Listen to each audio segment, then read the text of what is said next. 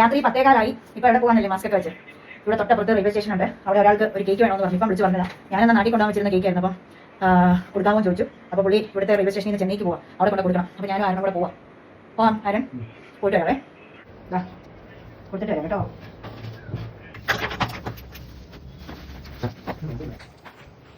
Guys, കഷ്ടപ്പാട് guys, ജീവിതമാർഗം guys. നല്ല തണുപ്പുണ്ട് ഗൈസ്.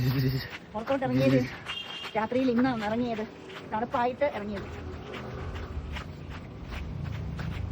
ഇന്നലെ പോയപ്പോ പോലും ഇത്ര ഇന്നലെ നമ്മൾ നേരത്തെ എത്തിയില്ലേ, ഇതിപ്പോ 10:30 ആയില്ലേ.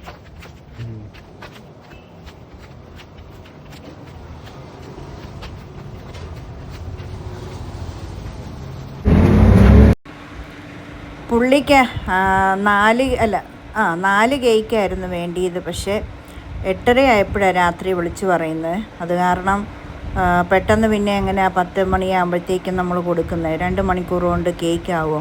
4 എണ്ണമായിരുന്നു വേണ്ടിയത്. പിന്നെ ഇവിടെ ആകെപ്പാടെ ഞാൻ നാട്ടിൽ കൊണ്ടുപോകാൻ ഉണ്ടാക്കി വെച്ച ഒരെണ്ണം ഉണ്ടായിരുന്നു, അതാണ് കൊടുത്തത്. അന്നേരം പുള്ളിക്ക് വലിയ സങ്കടമായിപ്പോയി. ഇനി പുള്ളി നാട്ടിൽ പോയിട്ട് തിരിച്ചു വരുമ്പം ഉണ്ടാക്കി കൊടുക്കണമെന്ന് പറഞ്ഞു. എനിക്കും സങ്കടമായിപ്പോയി. എനിവേ നമ്മൾ ഒന്നെങ്കിലൊന്ന് ഓടിച്ചെന്ന് കൊടുത്തു. 1 മണിക്കൂർ റെയിൽവേ സ്റ്റേഷനിൽ വെയിറ്റ് ചെയ്തു. പുള്ളി വരാൻ ഇച്ചിരി ലേറ്റായിപ്പോയി. നമ്മളെത്ര കഷ്ടപ്പെട്ടാലും നമ്മൾ ചലഞ്ച് ഏറ്റെടുത്ത് ജീവിക്കും.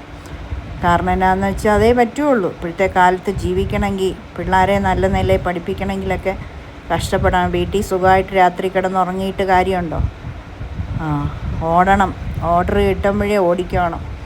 നേരത്തെ പറഞ്ഞിരുന്നെങ്കിൽ ഞാനത് 4 എണ്ണം ഉണ്ടാക്കി കൊടുത്തേനെ. പോട്ടെ, വരുമ്പം പുള്ളി ഓർഡർ തരാമെന്ന് പറഞ്ഞു. അപ്പോൾ അങ്ങനെയൊക്കെയാണ് ജീവിച്ചു പോകുന്നത്. കഷ്ടപ്പെടാതെ പറ്റുമല്ലേ?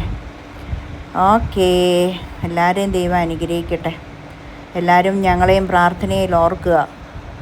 ഓക്കേ, 1 മിനിറ്റേ ഉള്ളൂ റെയിൽവേ സ്റ്റേഷനിലോട്ട്. എങ്കിലും നടന്നില്ല, നമ്മളായിട്ട് ഇനി താമസിക്കേണ്ടെന്ന് വെച്ച് പിന്നെ ഓട്ടോ പിടിച്ചു 35 രൂപ. ഓക്കേ.